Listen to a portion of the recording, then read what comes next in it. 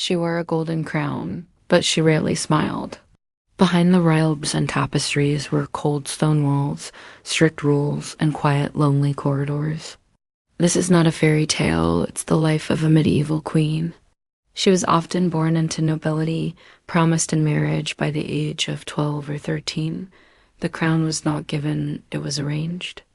These young girls, barely more than children themselves, were pawns in a grand political game, their fates sealed long before they could understand the weight of their future roles.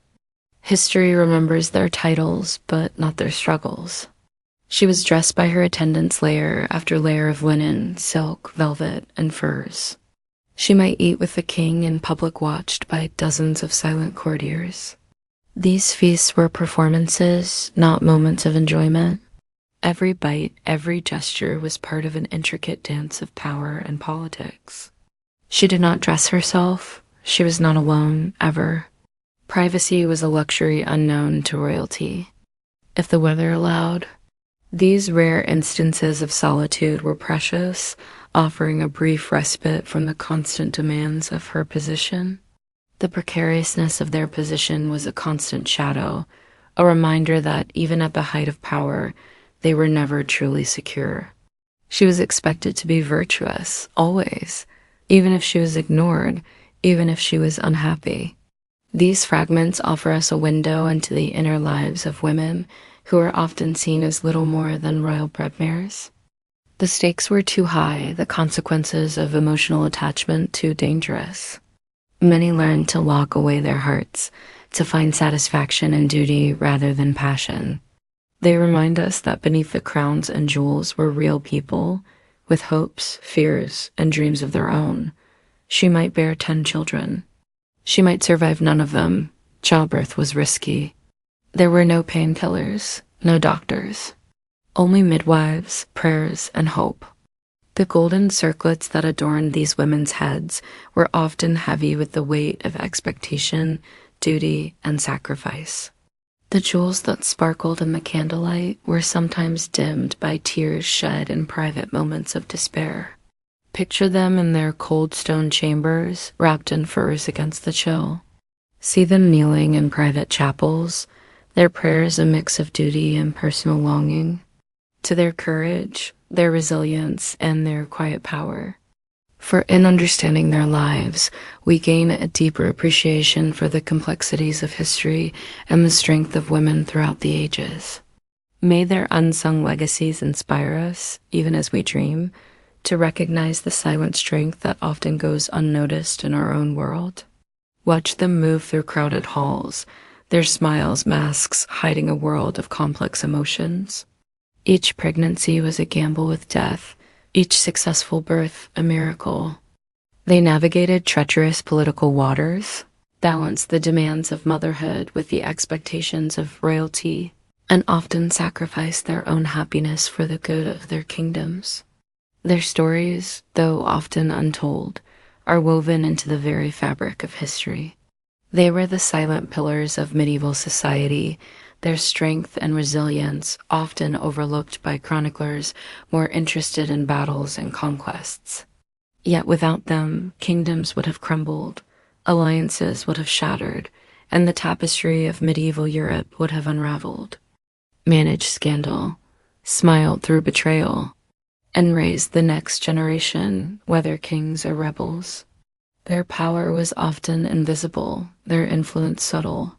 They were the glue that held courts together, the diplomats who smoothed ruffled feathers, the strategists working behind the scenes. The physical toll on these women was immense, their bodies battered by repeated pregnancies and difficult deliveries. Her worth was measured by the sons she bore. The double standard was stark and unforgiving, a constant reminder of the inequality at the heart of royal marriages. But one who failed was pitied or blamed. Still, she tried again and again. Eleanor of Aquitaine, Isabella of France, Catherine of Aragon. They wrote letters, signed treaties, some even rode into battle. These women left indelible marks on history, their actions shaping the course of nations. But they were the exceptions, not the rule. For every queen whose name echoes through time, there were dozens whose stories have been lost to us.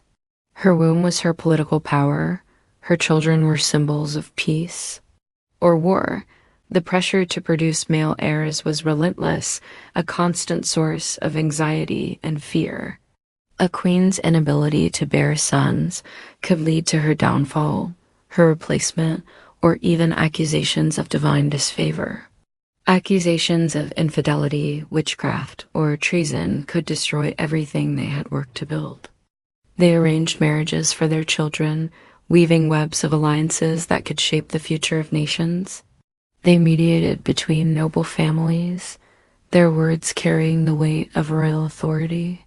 They oversaw the royal household, dozens of staff, from cooks to chambermaids. Their influence extended far beyond the castle walls, though often in ways that went unrecognized by history. In these moments, she might have felt most like herself, away from the watchful eyes of the court. Alone, they managed the treasury, the court, and the peace. These were moments of both great responsibility and great danger. A misstep could lead to rebellion. A wrong decision could cost the kingdom dearly. Yet many queens rose to these challenges with a strength that rivaled any king. Every moment of her day was observed, every action scrutinized. The weight of her garments matched the weight of her responsibilities, each layer a reminder of her duty to the crown. Tonight, we travel back in time, not to war or glory, but to discover what queens actually did all day. And despite the glamour in paintings, royal rooms were dim, drafty, and full of noise. The reality was far from the romantic notions we often hold of castle life. These were fortresses built for defense, not comfort. Even queens shivered in their beds, their breath visible in the chilly air of their chambers. What they feared, what they wanted, and what they quietly endured. Even from childhood, a girl destined to become queen had little choice in her future. These marriages were political contracts. Love was rare. A princess might be sent hundreds of miles away to a foreign court where she knew no one, not even the language. Imagine the fear, the loneliness, as she left everything familiar behind. When she became queen, her duty was not power but peace. Her job was to bear sons, hold alliances together, and appear graceful at court. The pressure was immense, the expectations overwhelming. Life in a medieval castle was cold. Stone walls held no warmth. Fire smoked constantly. A queen's morning began early. Meals were elaborate but repetitive. Boiled meats, bread, porridge, the occasional sweet. But her favorite moments were often quiet ones, sewing, reading prayers, walking slowly in the gardens. Queens did not rule in the way kings did, but they held power soft, subtle, and dangerous. And in times of war, they sometimes led in silence. When kings left for battle, queens became regents. Yet their influence had limits. One false move, ... one whispered rumor, ... And even a queen could fall from grace. Many queens lived surrounded by people, yet in complete isolation. The king had lovers, everyone knew. A queen could not. And yet, in hidden letters and old poems, we find glimpses of emotion, grief for lost children, quiet longing, sudden rage, silent dignity. Some queens did find love with their husbands or in secret friendships, but for many, affection was a luxury they could not afford. For a queen, motherhood was destiny and danger. A queen who gave birth to a son was praised like a saint. Some queens are remembered, but most queens are forgotten not because they did nothing, but because they did everything ... silently. They kept peace. So tonight, as you drift into sleep, remember, not all crowns glitter, not all queens ruled, but all of them carried the weight of the world, and history barely whispered their names. As we close our eyes, let us imagine these forgotten queens. These were women of extraordinary strength, facing challenges we can scarcely imagine. So tonight, as sleep claims us, let us pay silent tribute to these queens of old.